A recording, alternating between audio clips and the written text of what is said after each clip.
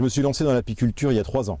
À l'époque, je faisais partie du groupe biodiversité pour les abeilles, donc j'ai fait connaissance avec des apiculteurs.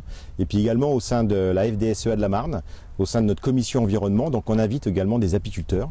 Ils sont autour de la table, ils évoquent leurs problématiques, leur métier, on a fait connaissance. Et c'est à cette occasion que j'ai eu l'occasion de visiter des ruchers. Aujourd'hui j'ai 100 ruches, le projet éventuellement c'est d'augmenter un petit peu. Tout en sachant qu'aujourd'hui il y a un frein quand même, c'est que c'est très chronophage. Il faut y passer quand même beaucoup de temps pour avoir des résultats corrects, comme un élevage. Donc il faut surveiller, il faut parfois alimenter, et puis il faut soigner, il y a de l'entretien, etc. Donc j'ai démarré il y a 3 ans en achetant des essaims à des professionnels. J'avais 4 professionnels qui m'ont fourni, donc avec un croisement, la Budfast. C'est donc un croisement hybride. C'est une génétique qui permet de produire peut-être un peu plus, mais qui est relativement fragile et très sensible aux problématiques climatiques. Donc j'aurais peut-être tendance aujourd'hui à refaire un peu marche arrière et revenir sur des races plus locales. On l'appelle l'abeille noire, qui produira peut-être un peu moins, mais qui sera moins sensible aux problématiques climatiques. Et peut-être moins exigeante en temps à y consacrer. Donc là, ce qu'on va aller faire, c'est une visite, simplement une visite. Il y a eu des hausses qui ont été posées il y a déjà quelques jours. On va aller observer, voir si elles ont commencé à stocker du miel. Donc j'ouvre délicatement. Donc là, on est sur la partie hausse où il y a le stockage du miel. Et là, c'est le corps de la ruche, où c'est là où la reine en fait pond ses œufs, et il y a tout l'élevage des abeilles. Et il y a aussi un stockage du miel qui est destiné à la vie des abeilles et de la colonie, et surtout pour passer l'hiver. Donc dans cette zone-là, on ne va jamais prélever le miel. Par contre, c'est ici que le miel est prélevé pour la production de miel. Alors il y a aussi d'autres produits évidemment dans la ruche. Il y a de la cire qui peut être commercialisée. Mais il y a aussi la propolis. Donc la propolis, c'est un peu une résine que les abeilles sont capables d'aller capter dans la nature et puis rapporter dans la ruche. Elles ont horreur du vide, des trous. Donc dès qu'il y a un petit trou, etc., elles le colmatent avec cette fameuse propolis. Ça a aussi des vertus aseptisantes.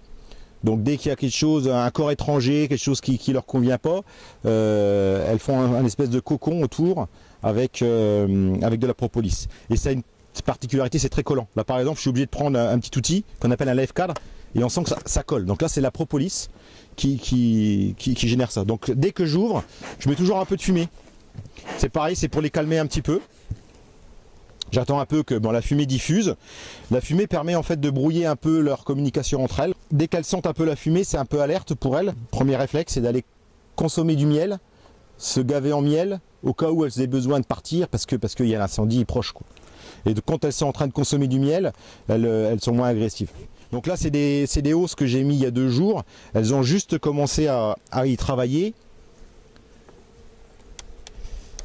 Donc ça colle, toujours pareil, hein. Donc elles ont commencé à mettre de la propolis. Tout ça, c'est collé. Et donc on commence à avoir un peu de miel au fond des alvéoles. Je pense que pendant toute la semaine, elles vont pouvoir aller butiner. D'autant plus que les fleurs de tournesol ont commencé à sortir. Et là, on a une parcelle de tournesol qui est à peu près à 500 mètres. Donc là, j'ai espoir de pouvoir faire du miel de tournesol dans la semaine. Là, c'est un cadre avec des opercules déjà fermés. Donc c'est des abeilles qui vont bientôt sortir. Tout autour, au fond, on peut observer des petits œufs.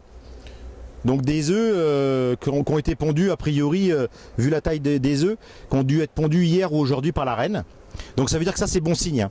On a des œufs tout frais. On a des opercules fermés, les abeilles vont bientôt sortir, donc ça y est, c'est en train de monter en puissance. Mais bon, à la saison où on est, c'est une ruche qui ne pourra produire que l'année prochaine. Là, je suis en phase d'élevage. Cette année, j'aurais réussi à refaire une ruche supplémentaire par une division d'une ruche voisine qui était plutôt bonne, que je voulais multiplier.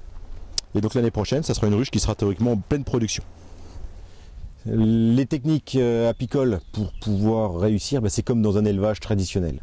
On surveille. On soigne, parce qu'il y a aussi des soins à réaliser, éventuellement même des traitements, parce qu'il y a des parasites, le varroa par exemple, qui nécessite un traitement systématique, annuel, qui permet de neutraliser une partie des varrois. Voilà, c'est quand même un parasite qui peut être très pénalisant. Et puis parfois, des années climatiques difficiles, il ne faut pas avoir peur de nourrir. Alors on nourrit avec un sirop de sucre, hein, 50-50, qu'on fait soi-même, qu'on mélange, et qu'on vient distribuer aux abeilles pour passer ce cap des fois difficile d'1 semaine, 10 jours, où les conditions climatiques ne sont pas bonnes. Et voilà, pour pallier ces problématiques.